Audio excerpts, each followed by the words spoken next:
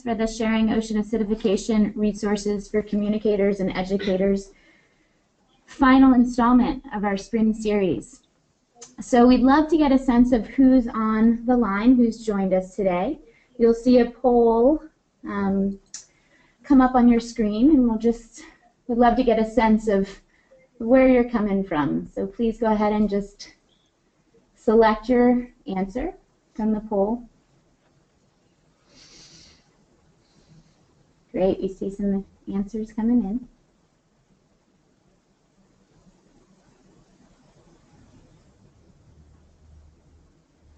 We'll keep it open for just another few moments.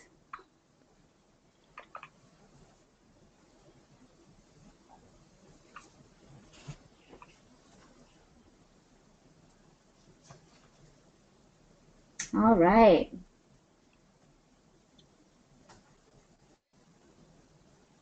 So it looks like we have a great representation of folks on the line. We have about a third of you from government agencies, local, state, or federal, a quarter scientists, 43% informal educators or communicators, and 20% formal educators. So thank you all. We're really excited to have you with us today. We had 165 registered for this webinar with participants from as far away as Serbia, Germany, Mexico, Portugal, France, and all across the United States. And we are actually broadcasting from Hobart, Tasmania, where we've just finished 4 days of a wonderful conference with 350 scientists and communicators, and are really excited to be sharing some of our observations and highlights from this symposium. This webinar series is hosted by NOAA National Marine Sanctuaries and Ocean Acidification Program in collaboration with many others, including Washington State Sea Grant and the Institute for Systems Biology. Our goal is to provide ocean acidification communication tools to formal and informal educators and stakeholders across the country to promote a more integrated and effective ocean acidification education community. I'm Jen Bennett-Mintz, Education and Outreach Coordinator for NOAA's Ocean Acidification Program, and I'll be moderating today's session. We also have Laura Francis, Education Coordinator at Channel Islands National Marine Sanctuary online, who will be helping to answer questions from attendees. During our discussion, all attendees will be in listen-only mode. You are welcome to type questions related to technical issues or for our panelists into the questions box in the bottom of the control panel or on the right-hand side of your screen. We'll be monitoring incoming questions and we'll pose them to our panelists. And we will also have a question and answer session at the end of our discussion today. We always welcome your input on who you would like to see as a future source webinar speaker and what topics or resources you would like to see covered. If you have some ideas for us, please type them into the questions box or provide them to us via email, and we will take those into consideration as we plan for the future. We are also recording this session, and we'll share the recording with registered participants via Google Drive. Today, our panelists are Dwight Gledhill and Libby Jewett from NOAA's Ocean Acidification Program, and Sarah Mae Nelson with the Monterey Bay Aquarium and ClimateInterpreter.org. So the format of today's webinar is a little bit different, as we're just hot off the press, hot off these 4 days. So it will be more of a dialogue with our panelists and to try to get a sense of those scientific highlights and some of those in communication as well from this past week that we spent together. But first I'll ask Libby, so welcome Dwight, Libby, and Sarah Mae. I'd love to hear from you, Libby, just some context on the meeting. So can you give us a little background for maybe those that aren't familiar, or those, yeah, just who was there? What happened over this past week? All right. Well, thanks, Jen, and I just want to thank everyone for joining in and just reiterate that we literally are just finished the meeting at 5 o'clock yesterday evening, and we're still sort of absorbing all of the really great and important messages that came out of that. And the format today is going to be a very, in a way, kind of an informal conversation between Dwight, myself, and Jen, and Sarah May, so I hope you'll enjoy it. We're not exactly sure what we're going to say, but that'll hopefully make it a little more interesting. So in terms of the meeting itself, so Ocean in a High CO2 World, it is a meeting that has happened now. This is the fourth one, and we have had a broad gathering of students and researchers, communicators, decision makers, scientists. We left that out. A lot of scientists. This was the first time for the meeting to happen in the Southern Hemisphere.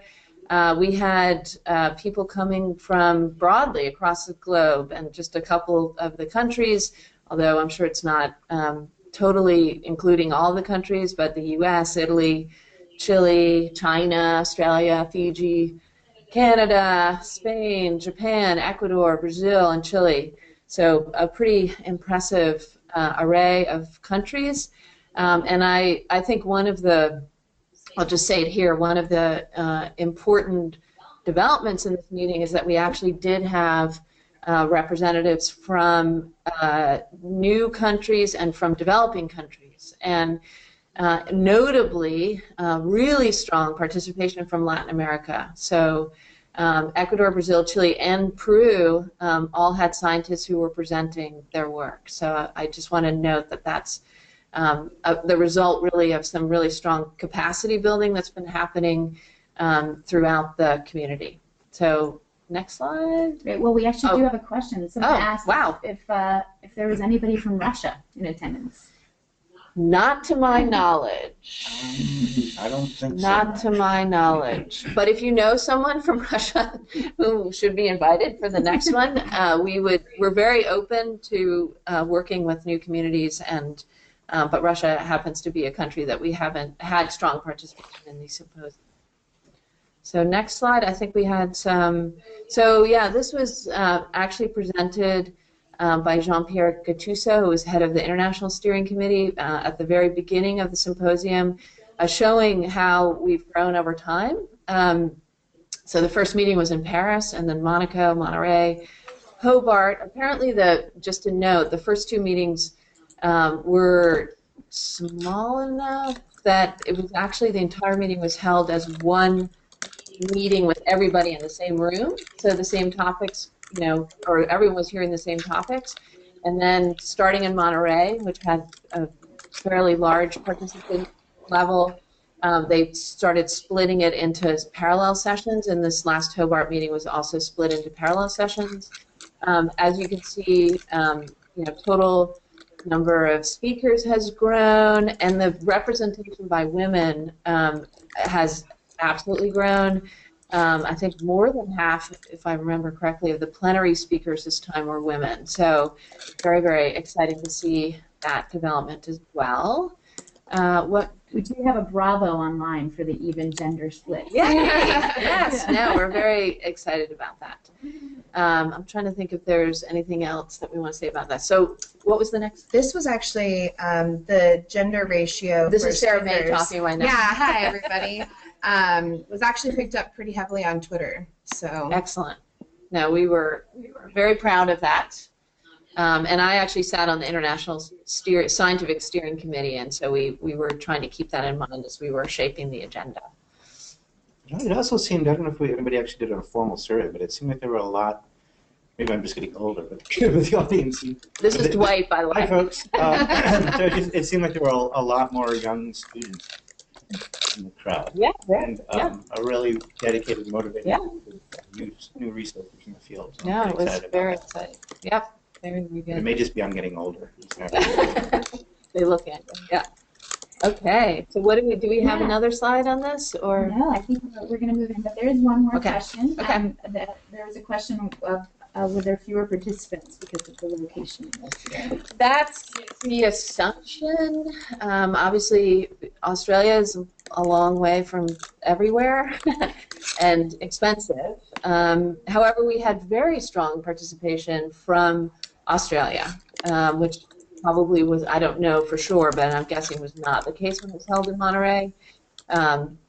I think we probably had a drop-off of participation from the U.S. and the European countries, but an increase in participation from China, Japan, Korea, so Asian countries, Pacific Islands, and Australia, and New Zealand, actually strong participation. So they're trade-offs. So the next, we just wanted to give you sort of a general idea of the plenary topics. So the way that the symposium was structured, and you can actually look at the program online if you just search High CO2 World, but it was set up so that every morning people came together, and we had 2 hour-long plenary presentations by really fantastic group of speakers.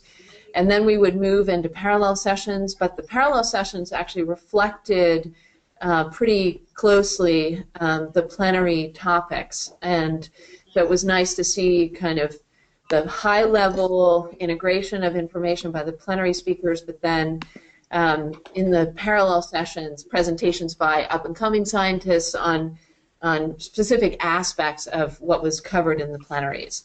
So this is just 4 of the topics. So the first day we heard about the challenge of deciphering information from the paleo record by Barbel Hanisch. Excellent presentation. I'm sure we'll touch on that again as we go into our give and take part of the session shortly.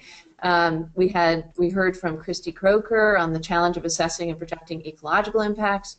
Minhan Dai from China talking about observational challenge from global to local. Katerina Fabricius presenting on her, well, a lot of her work, but just more generally about predicting the future of coral reefs in a high CO2 world. And then if you switch the slide. So 4 more topics: effects of multiple global and local drivers on marine species and ecosystems by Stephen Hunt, predicting evolution in marine microbes by Sinead Collins, challenge of policy and adaptation for people and businesses, Stefan Gelchich, and projections of the responses of living marine resources to carbon emissions by William Chung. And then we had a final closing plenary by Ken Caldera, in which we touched on a wide spectrum of topics to kind of think about as we move forward in this complex scientific world. Great. So hopefully folks online just have a broad sense of what was covered in the meeting. And before we dive into those themes and some of the more specific scientific highlights, I would love to hear from our panelists just your general impressions from the week. So what's one thing you walked away with from this week? Do you want to start? Sure. So I thought this really represented a maturing of the field. This was ocean acidification during this meeting seemed to take a step into the larger context of a changing ocean, and the interactions, looking at how ocean acidification will be playing out in an ocean where oxygen levels will be changing and temperatures will be increasing, and really trying to look at it from a broader ecological perspective and trying to understand what the capacity for evolution is. I think these are all. I think there's a real maturity of the field that I got a sense of. Yeah, I had a few things, and I kind of touched on this before, but one is to say that I was again super impressed at the broader participation globally, particularly Latin America. I thought that was a real take home and a maturing of our expansion of our scientific community. Excellent. Another is the mention, and I'm just going to throw this out because there's a workshop that's about to happen starting tomorrow, led by the Global Ocean Acidification Observing Network, and I was very excited to see this network mentioned in a lot of the talks. And it's not only from a sort of carbon chemistry point of view, but recognition that we need this information in order to shape the experiments that we're doing in terms of predicting the effects on ecosystems. So that was exciting. As Dwight said, and I definitely agree, there's a maturing of the science and a recognition that we have to move from just species level responses, although that's clearly still an important part of what we do, trying to scale that up to ecosystem level responses. And that's tricky, and part of it we can do with kind of looking at the theory of ecological interactions. Part of it we can do through experiments in which we're sort of testing the response of those relationships to changing carbonate chemistry, and part of it we would do through modeling. And so all of those aspects actually were represented in the talks that were presented. And then just one last thing, which is that, and this was a big take-home, was that there are sites in our world's oceans where we can study what we think the future ocean might look like, and that is something that Katerina Fabrizi is doing, and Christy Croker and a number of people looking at these sites where CO2 is bubbling out of the ocean floor. And the story is is complicated, but also sobering for sure. And the other thing that came up is, so we have these comparative sites in our world's oceans, but when we look in the paleo record, the indication is that the paleo Eocene thermal maximum, which was a period about 50, 60 million years ago, is actually not really that analogous to what is happening now. In fact, the increase in carbon dioxide was happening with the amounts that were going in the atmosphere were actually about 1/10 of what we're doing now per year, and were happening over a much longer period. So, and the effects of the PETM were actually quite immense on the ecosystem, and now we're finding out that what we're doing now is actually much more. We're moving very much in the uncharted water. Right. So we're not going to end on that, but it is a sobering fact, or anyway. Great. Sarah May. Yeah. So so good. A little bit in contrast to Libby's comments, I actually got a real sense of hope and a lot of opportunities to learn more, but also I think coming off of Paris, we're all really hoping that there are opportunities for the globe to get together and make some changes. A real interesting thread is, back in 2012 when this was last done, I feel like we're a little more pessimistic than we are now. Most of the scenarios that are being tested and a lot of the research are looking at the IPCC 8.5 RPC projection, which is RCP projection, which is basically like, if it can be as bad as it's going to be, how's it going to be? And it actually came up in a couple of sessions, people asking, well, why are you only testing the most extreme? Why aren't we looking at other options? And there was some discussion around that. So I'm going to choose to look at that, hopefully.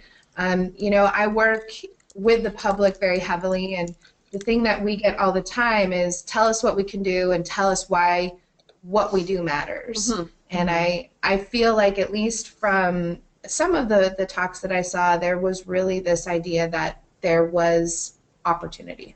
Yeah, and also just follow up on that, I think that's an excellent point, because I think a lot of the studies that I saw at this meeting that actually did test some of those lower emission scenarios actually showed that there is going to be a really big difference, that if we do adopt these different paths, I mean, I think, when we used to talk about temperature changes of the planet with climate change, and a lot of the different emission paths weren't all that different in terms of the results, but I think you can find very different effects in terms of these different emission pathways. So there's real meaning to adopting some of these other trajectories. Mm-hmm. Great. So shall we dive into the science? Absolutely. I hope everyone is ready. So there's some great questions coming in. I do just want to say we are going to make this a dialogue as much as possible, and I will definitely pose those questions to our panelists as we broach those topics. So thank you for the questions thus far, and we'll definitely be getting those to our panelists. So the first theme of the meeting one of the themes, I should say, was organismal response. So I'd love to hear your reactions to what was discussed in regards to how organisms will respond in a high CO2 world. Sure. So there's an increasing, I think we've come a long way as a field in trying to understand what the basic mechanisms are that are responding to ocean acidification. I mean, I think one of the, just stepping back, looking at the other meetings that we've had, I think one of the really powerful aspects of these meetings is that they really do direct where the research will be going over the next 4 or 5 years. Because when we were at our last meeting, there was a lot of emphasis in trying to, a lot of recognition that we really don't understand the basic mechanisms that are responding to ocean acidification. And at this meeting, we saw a lot of talks where people picked up that charge and actually investigated it.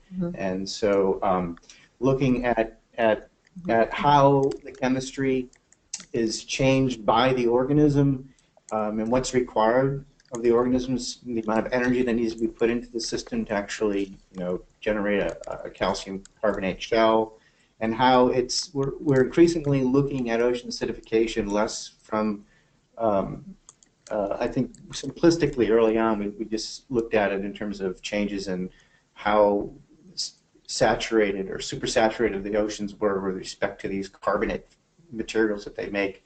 And now it's increasingly looking at an energy budget question and how, an organism's response, sometimes you may not necessarily see a response in an organism that's not expressed right away, but in fact it may be a reallocation of the available energy that they have. So now they're having to put in much more energy into the system to do what they used to do, and that's energy that they're diverting from other, from other important processes. So the other thing is, the continuing work of Mundy's group looking at behavioral changes, and the recognition that behavioral changes in fish may be much more of an immediate threat than any of the physiological effects that those organisms might have to ocean acidification. So that's one example. Yeah, and I think that there's still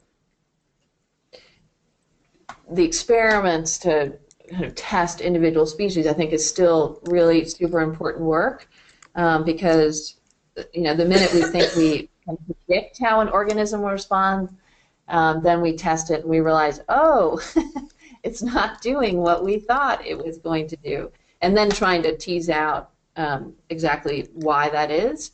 So, we saw continued to see talks on effects on oysters, which of course is near and dear to our hearts in the U.S.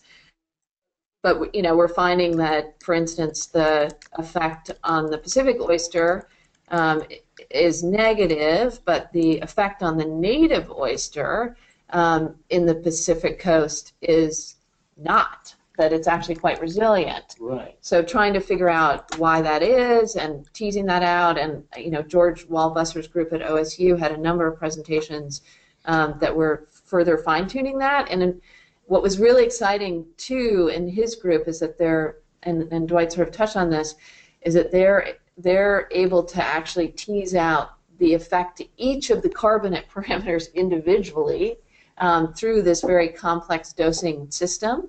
And in the end, for the Pacific oyster, they actually see that the effect is most related to aragonite saturation state and not pH, although pH has effects on respiration. And, so I think we are maturing, and that it's not just throw CO2 in there and see what the response is. We're trying to tease out those mechanisms. Yeah, and I also say, so George gave an excellent talk on looking at the different responses between those native oysters and the Austria. Right. Oh, Austria is the native, right.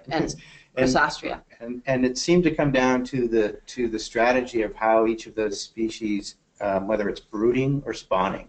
And in a brooding oyster, okay, it's basically, it holds that fertilized egg in an internal environment where they can control it a lot more, versus if you actually send it off into this free floating environment where it's actually exposed. And so the strategy that the organism, the point being is that it isn't necessarily trying to look at which species is going to be more sensitive versus another species. It's looking at what species strategy, what trait that might yield a more resilience to ocean acidification. Right. So now we're getting to the point of trying to understand what particular traits might be. And then use that information to look at, okay, let's look at the other species that are brooders versus non-brooders. Right, exactly. Right. Yeah. And actually, when we were preparing for the webinar this morning, Dwight said something that I think we should just touch on again about the role that evolution plays. Mm-hmm. Yeah, no, for sure. What was that quote? What was that? I don't know what it was, but I mean the fact. It was good. Right. The fact that I think as a community right now we're really trying to understand. You get two competing processes: us rapidly changing the world's oceans, and then evolution, which steps in as evolution is the superhero. Evolution as a superhero, which steps in to try to, to get us through this event. And what we don't understand now is we don't understand the full capabilities of that remarkable thing of evolution. Right. And in some cases, it's going to be neck and neck. Yeah. And we're getting down to the point now we're trying to understand where evolution might actually have the upper hand and where it might not be.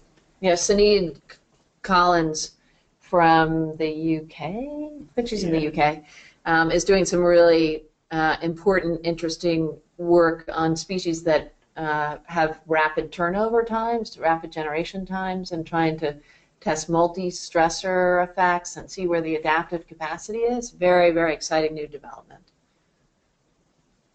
Awesome. Well, thank you. Yeah, so there's actually a question related to this, and I know we've touched on it in conversation and saw it.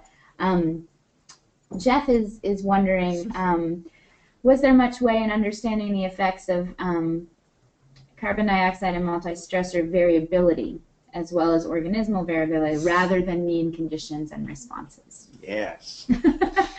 That was a huge theme in the conference, both in the plenaries and it's apparent that and I don't know if you're talking about both the variability that the organisms see and also the variability in perhaps the genetics of the population. I would say both are being considered now in this broader context. So he's very happy to hear that. Yeah. Yeah, I mean, there was trying to identify if populations that live of the same species, populations that live in much more dynamic environments, if they're, referring to the plasticity of the population, like how much genetic diversity is in that population, if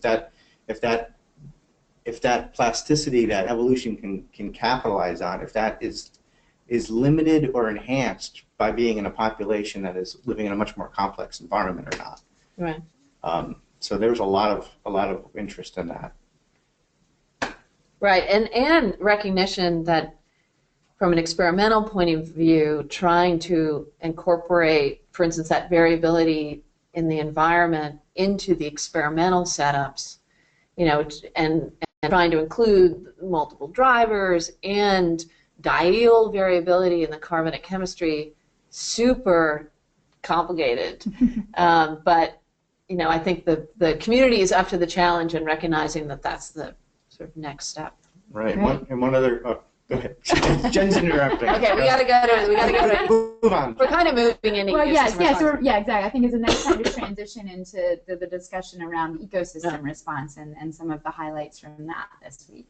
So I would say this picture is an excellent, given that I took it. But Christy Croker from University of California, Santa Cruz is doing some excellent work thinking about how you scale up from species level response to ecosystem level response. And both she and Sam DuPont were talking about what are our tools for doing that. And I think part of it is looking to ecological theory. We had here, pictured here is actually a sort of traditional food web that Bob Payne, for instance, would be very proud of, looking at starfish at the top of the food web and then what they eat and who eats what within that system, and then trying to sort of develop hypotheses about where OA would affect that food web, and then trying to test those out and looking in the field as well for the responses. So I think the science is definitely maturing along those lines. So ecological theory, development of models that might be able to test that were also evident, but also experiments in which people are actually taking paired relationships.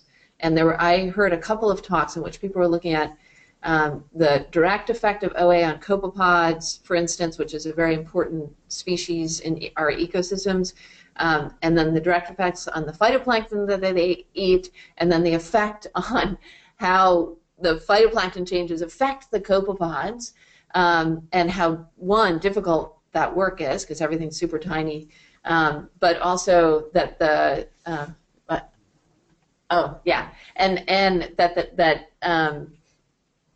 that sometimes, certain researchers, they're actually working within the same ecosystems, we're finding different responses. And I think that just reflects that we need to keep doing this work, because it's complicated when you're working with live organisms. And one other thing I just want to throw out, and then I think Dwight has some comments. So Ulf Rivesel has been doing these large mesocosm studies around the world, in which he basically takes a gigantic test tube or bag and fills it with seawater, and can then manipulate the carbon chemistry and then look at everything in that environment and how it changes over time. And one of the things that they're finding, this is a great quote, is that trophic interactions can work as shock absorbers. So because you have multiple sort of overlapping relationships, there were some surprising results. And for instance, their top predator in the mesocosm actually was, in this case, benefited, and they wouldn't have predicted that. So. No, actually, that's the point that I was going to hit on, is that I saw a couple of talks looking at how ecosystems resist change, and how that actually might give us some insights as to how to better manage, MPAs, is to try to understand, if we perturb a system and we don't see an immediate change in the system, the question isn't to walk away and say, well, we don't need to worry about it. The question really comes down to, why don't we see a response in that system?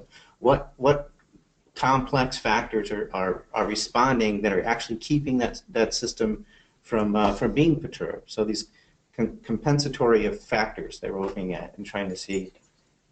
Yeah, one of the things that came up, Jessica Cross was tweeting a lot during the event, and I really liked the hashtag embrace complexity that started to show up, because I think, we are really understanding that kind of doing just the individual organismal response, it gives us some really interesting data about what's happening, but then when you throw it all together and see how it plays off of each other, and actually I heard more than one speaker say, a null response is still a response. Why is it coming up the way it is? So. Right, yeah. Great. Yeah, and I think this is actually a great time to find out if anyone on the line was following the Ocean in a High CO2 World Symposium, and you can see a poll right now. So there was options to follow it via social media. There was some focus on it in the news. There was actually a live stream of the plenaries that Libby discussed as well, and probably other sources we're not even aware of. So we'd love to hear. All right, we'll keep it open for just another. Yeah, I'm dying to know if people saw my tweets, because I think only Jessica eclipsed me in number of tweets. And I was only tweeting to anti-social media. Although I did tweet out Dwight a couple of times. I didn't even feel it. So, yeah, it looks like a solid 9% followed the conference via social media. 12% saw it in the news. 9% got familiar with what was happening through other sources. 71% have not been following this. Yikes! So this is great. I'm glad you guys have tuned in to get the update now. So yeah, why don't we move on to another theme of the symposium, which was changing carbonate chemistry. So again, maybe just a brief reaction to that. Dwight, do you want to? So I think the big take home that I saw was people are really looking at the dynamic variability of how the world's ocean chemistry will be changing. And so this is to say that the chemistry isn't just changing. I mean, you're not just having saturation states and pH decline, but literally the world would become a much more dynamic place going forward. And that has some real implications to it. So, for example, there's an excellent talk by Ben McNeil out of University of New South Wales, and he looked at how hypercapnia, and these are defined as ocean conditions where CO2 reaches 1,000 ppm. So, for example, atmospheric conditions right now are about 400. So 1,000 ppm is a very elevated condition, and so you wouldn't expect to see that in the open ocean for a very long time. However, because the system is becoming much more dynamic, so you're looking at the seasonal dynamics of the system and diurnal daily dynamics of the system, as a consequence of that, he found that if atmospheric conditions actually reach about 650 ppm, at that point, about 1/2 of the world's oceans will experience month-long periods of hypercapnia. And these levels of CO2 are levels where we actually see responses in fish. Mm-hmm. So I thought that was really, really interesting. The other aspects that they looked at was how other parts of the global carbon cycle will have important, will augment the rates of ocean acidification. So how we, as a community, as a global society, tend to our land sinks, our forest, and other things, that can actually have an important effect as to the ultimate rates of ocean acidification and at what year, for example, the Southern Ocean actually becomes corrosive. So anyway, yeah. the dynamics of the system and how that will be changing, that was a big take home I got. Yeah, I'm not going to add much to that. I will say Dwight did a presentation in that session on the Gulf of Maine, and I'm sure folks in the U.S. will have an opportunity to see your presentation again in other fora. It was awesome. It was awesome. And I tweeted out a picture of you. Excellent. You were labeled as a champion tweeter by one of our attendees. Yes. Thank you. Thank you. And we have somebody from Maine on the line as well who was probably happy to hear of your talk. Excellent. As well. Yes, I was working with the time series data at the Gulf from maintained by our UNH group, Joe Salisbury's group, and looking at how over the past 10 years that data can actually be used to give us some insights as to what the Gulf of Maine might be looking at over the next century. And I used that with some very interesting findings coming out of the Northeast Fishery Science Center and Woods Hole, Ann Cohen's group, and Lisa Milkey, and Dan McCorkle's work, looking at how Atlantic sea scallop might be responding to ocean acidification. So I tried to link those two, what we know from the observing time series and what we know from the biological life cycles and how sensitive those Atlantic sea scallop might be. So great. Yeah. So I think this is a good time to segue into the advances in research and monitoring, another theme of the symposium. Yeah. So I mentioned this before, but advances in research and monitoring, part of it is, developing new experimental approaches. And I noted before, George Walbusher's group has been able to develop this system that's teasing out responses to various different carbonate parameters. So that was a pretty interesting advance. The other thing was that there were presentations by a couple of different groups about new observing technologies that were, I didn't actually completely absorb exactly how they work, but it was exciting to hear some researchers coming up with sort of lower cost options for monitoring carbonate chemistry in the field. And so I think will be Christina McGraw, for instance, from U.S., and I think she also was based in Australia part of the time, had some interesting new techniques. So I think, stay tuned. Hopefully we'll be seeing some new advances in that area. So I think, do you have anything? I was just going to say, I think a lot of times we think of advances as like, oh, we have to develop something new technology, and absolutely there's a call for that. I did appreciate the ingenuity of some of the researchers in kind of, you know, solving a problem through a hardware store. I remember during Sinead's talk, she talked about how she acquired parts for washing machines to create like these microcosms within the mesocosms, these large-scale kind of test tubes in the ocean, so she could actually isolate specific strains of plankton and other things within a vial, so she could look at the evolutionary changes within generations.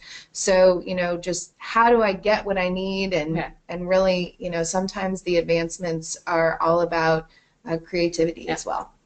So we might want to keep moving, because I know we want to get into communications, which was a super exciting part of the meeting. Yeah, and perhaps just we'll spend maybe a brief moment on just, and this is a great sort of thought on, there was a whole session during this week dedicated to ocean acidification and society, and it would be great to hear some of the things that resonated or stuck with you all from that session.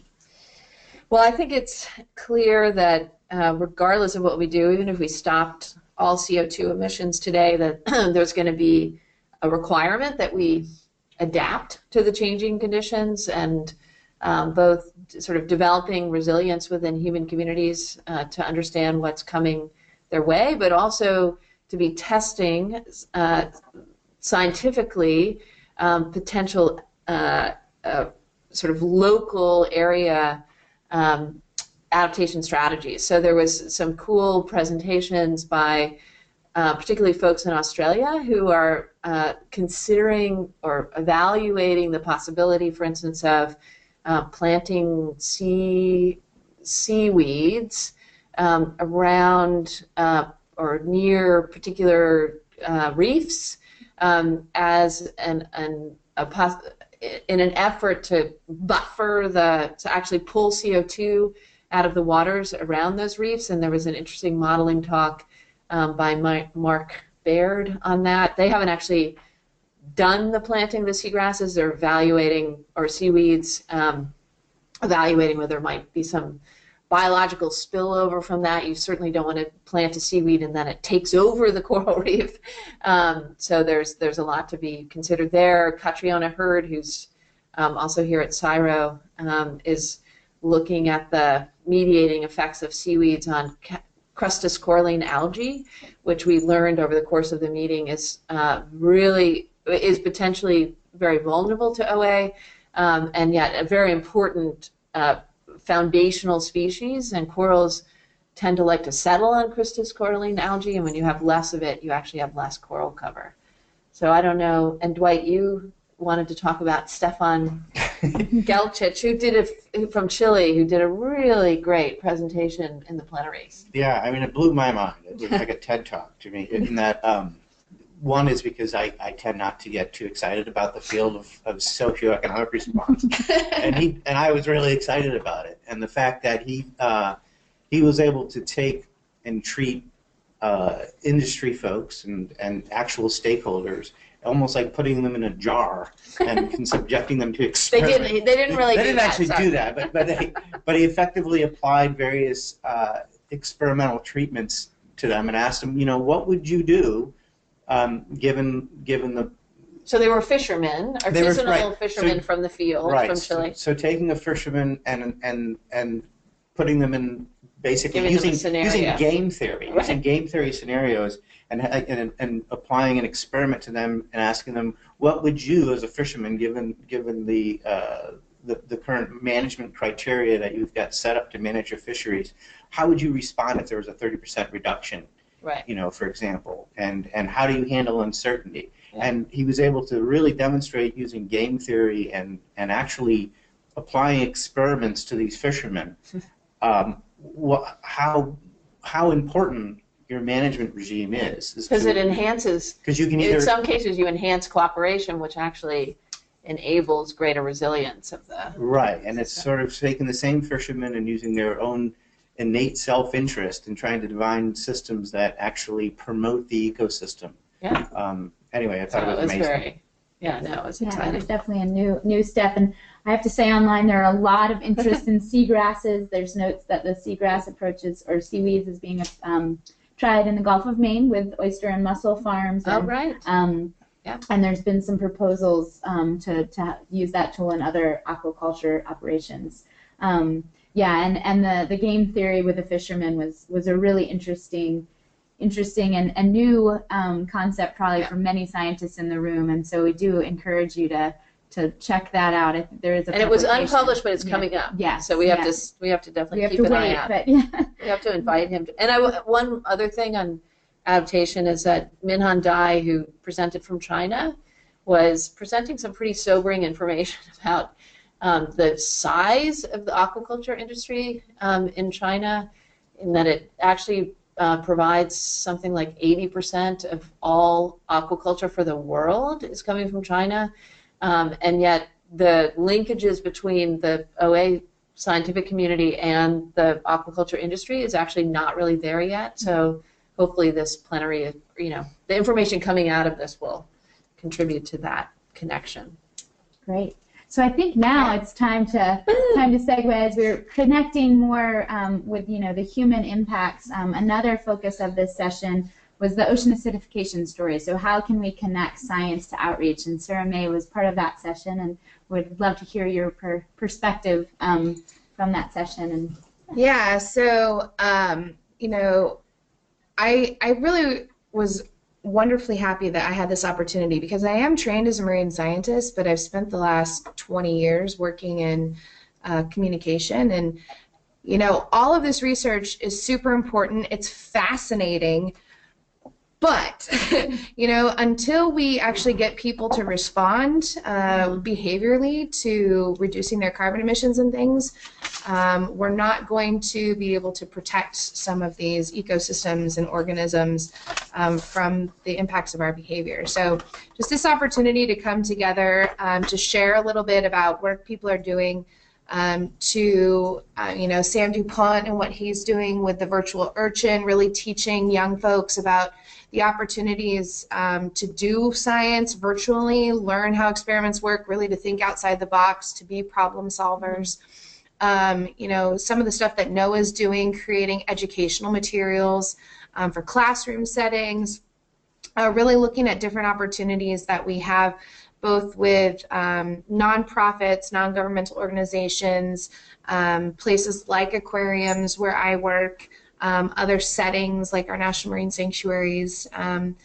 Later today, we're actually going to go visit the Woodbridge Marine Science Center here south of Hobart and learn a little bit more about the work they're doing there. But also just really the opportunity to check in with some folks who are really taking science communication to the next step. I have to say one of my favorite people that I got to meet this week was Tullio Rossi, and he finished his Ph.D. and is now taking some of his experience with graphic design and using that to interpret, you can see in the middle of the panel here, Ocean Acidification and the Drunken Fish is a comic that he put together. He's put together some other videos about baby fishes and how they respond to changing soundscapes in the ocean, and he's really taken advantage of what we know about social media and social theory about how the general public consumes information to try and get them to respond. More and more we're finding that it is about story and that it is about connecting on a value level to these audiences in order to drive behavior change. And I'm super fortunate, if you want to move to the next slide, to work with all these people who are really working to advance communication. This is a little bit of an insight into what we did in terms of communication during the conference. We did have a session that was pretty well attended, I thought, by scientists. Yeah. We had also about 50 different people from the educational and public community here in Hobart come into our sessions. We did some experiments using different things like dry ice and other activities just to really kind of teach what's happening out there in our oceans. It was a lot of which you've seen on the Source webinar. Yes, absolutely. I also have to say I was very impressed. The conference and the University of Tasmania hosted a public lecture, and they had over 400 members of the public show up. And the questions that came out of that were really really brilliant as well. And then if you just pop to the next slide. The other thing I really appreciated is I really saw a step up in the level of science communication within the scientific presentations themselves. There was a lot more clarity, a lot less clutter in some of the presentations, really looking at how can we visualize these things, how can we put it in a context of something that's easy for folks to understand. And I know sometimes when you're a scientist and you're coming to a conference with other scientists, there's this, drive to show all of your data and all of these things, but sometimes it's all about, visually representing complex topics. And what we know from a lot of social science research is that we need our scientists to better share your science. Especially in the United States, we're really struggling with this, I'm going to call it a misunderstanding of what science is, and the fact that a lot of unfortunate people are driving people away from the truth and validity of science, and that we need to support our scientists and our scientific institutions, and a way to do that is through science communication. So I really appreciated all of the work that everybody was doing this session, and I hope to see it improve in 4 more years. So one thing I wanted to note is that there, on the app that we had for the symposium, there was sort of an interactive component to it, and you go in and you would choose the different sessions that you were interested in attending, and somehow they rolled that up, and I don't know if the rest of you saw it, but you could go into the this thing that would sort of say, what are the trending things that you should go, or sessions that you should go check out today, and the communication one, I think, was like the one that was really highlighted, and there were a lot of people attending, and the organizers and the scientists were like, wow, we have to do more of this next time. So I think it was really, really well received and attended. That was excellent. Yes, we've gotten a few. Just one comment. I just want to clarify for folks on the line that the virtual urchin that was discussed came out of David Appel's lab at Hopkins Marine Station with Jason Hoden and Pam Miller. So Pam's actually on the line. So thank you, Pam, for helping us to clarify that. And there's a question for you, Sarah. So he's recently written a children's book about ocean acidification, just waiting on visuals. Do you have any suggestions on publishers to approach with science, climate change associated children's books? Any general thoughts, suggestions, or people that you might want to talk to? I really don't have publishing experience. It's a good question. I know a couple of folks who are working on different books and things. I know a couple folks who have self-published. Yeah, so, that's what I was thinking. we do. I know it's kind of expensive and those sorts of things. And I actually was at AZA, the Association of Zoo and Aquarium Conference.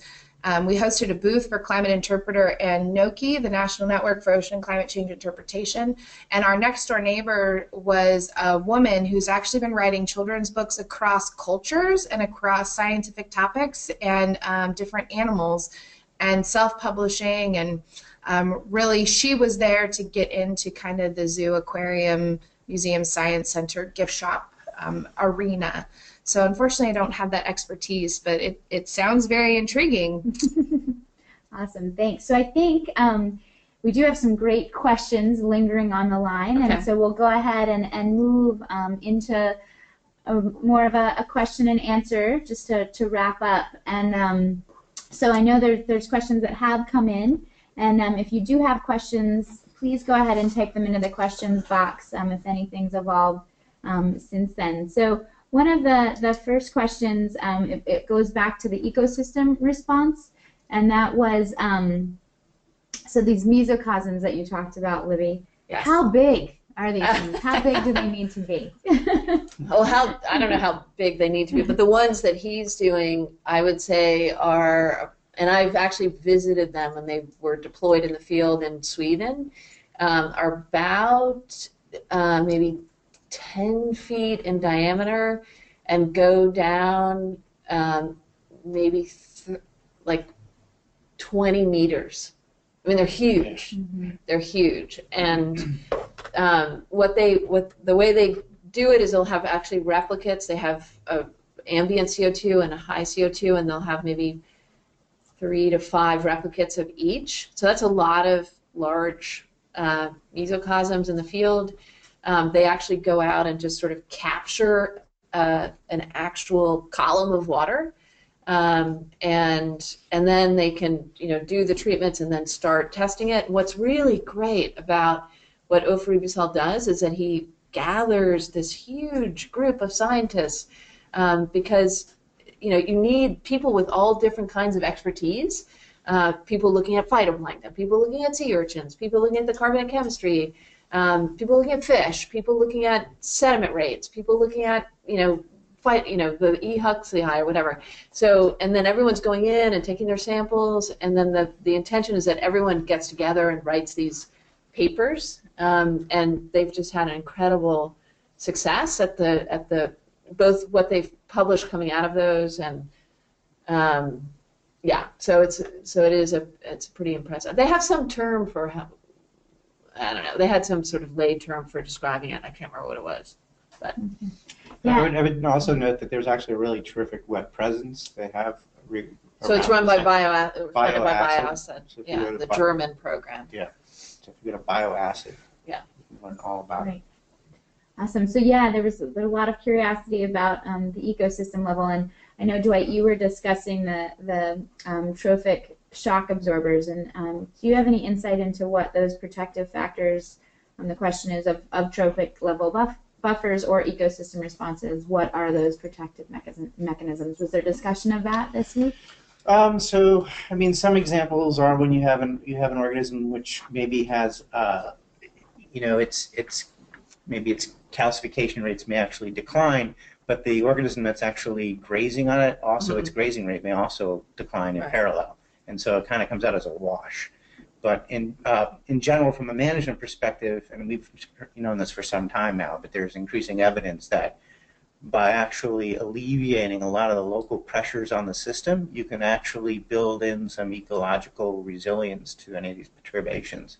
And so that's kind of a no-guilt option for communities, is to actually, if you can, if you're wondering what you could do about ocean acidification for your local reef system, the act of properly managing that system is in and of itself a way of building resiliency in for ocean acidification.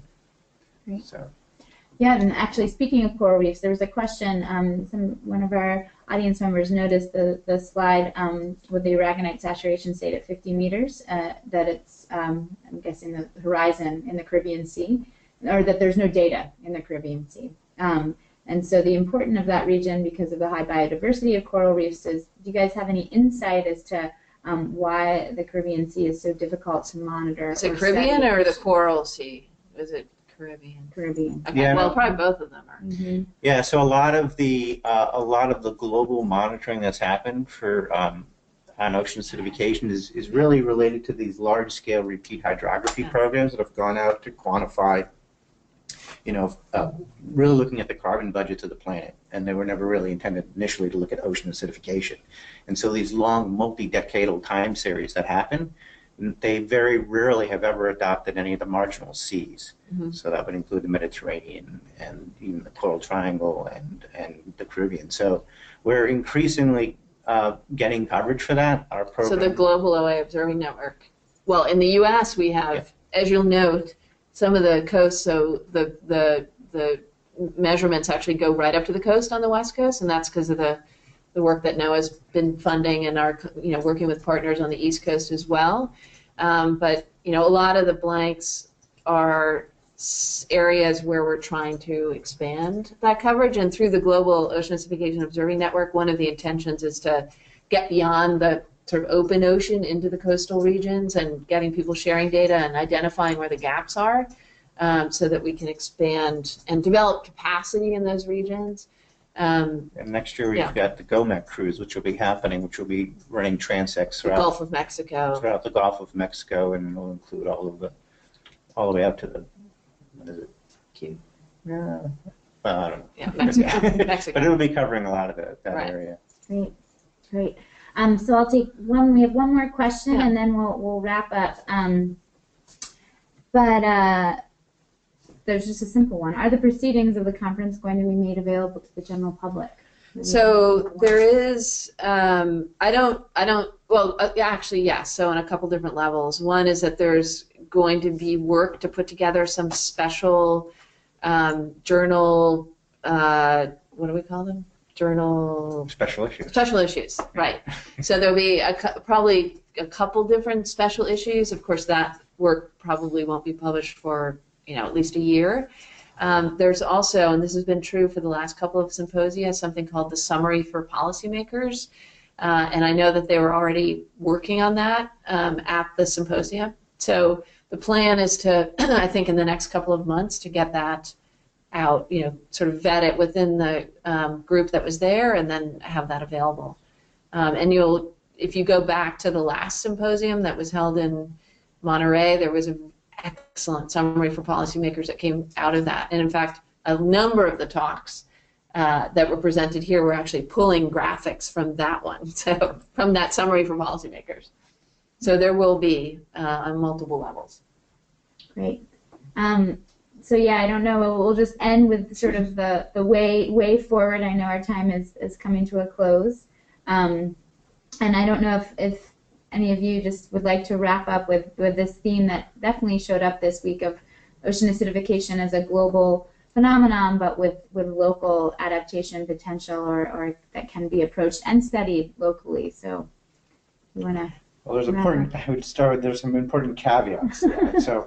So the work that Dick Feely was showing off the West Coast, and that within the coming century, the amount of local versus anthropogenic CO2, the anthropogenic CO2, the human atmospheric CO2 is really going to swamp the signal. Mm-hmm. So it is critically important to do local actions, but we cannot take our eye off the ball. Mm-hmm. That adopting some of these lower emission pathways, not only is that a good idea, but we actually have increasing mounting evidence that would actually help in a lot of cases. So maybe stop you. No, I think that's good. Yeah, I think again, reemphasizing hope that when we do look at these changes, especially with ocean acidification, if we are putting less carbon dioxide out there in the atmosphere, there's less making it into the ocean. We have some opportunities with maybe seaweed, maybe seagrasses, maybe forests, ways to kind of take up some of that atmospheric carbon dioxide, really to make things a little bit more, I don't know, not stable, but tolerable for evolution to come along. And I would say if we take nothing away other than the fact that the ocean is resilient and we give animals spaces, they can and will adapt to these changes. It's an argument for why we need to protect more of our global oceans with marine protected areas, both in the open ocean and pelagic environments and coastal oceans, reefs to the Arctic, Antarctic, temperate mangroves, all of those sorts of things. So I really think moving forward to the next conference in 4 years, if we as informal educators and formal educators can really emphasize the need for protected spaces in our oceans, I think we will be helping out a lot. Great. I agree. Yes, I think that's a great note to end on. I just want to thank our panelists, Dwight, Libby, and Sarah May, for joining us today. It was a really great discussion, and thank you all for tuning in and your great comments and thoughts and questions that really helped the discussion today. And as always, we do welcome feedback for further questions, suggestions for topics, and you can simply submit that input by replying to the follow-up email you receive, or by emailing me the email addresses you see on this slide. We'll share the recording of this webinar via Google Drive, and a PDF of the presentation is available at the source URL you see listed here. And with that, our next webinar, this is the end of our spring series, but we will kick off the series again in the fall, in September of 2016, and of course would welcome your ideas on that. So thanks again for joining us. Thanks to Libby, Dwight, and Sarah May for offering your insights and perspective from the week. I hope it was helpful for those of you who couldn't be here in Hobart, and we'll go ahead and end the session.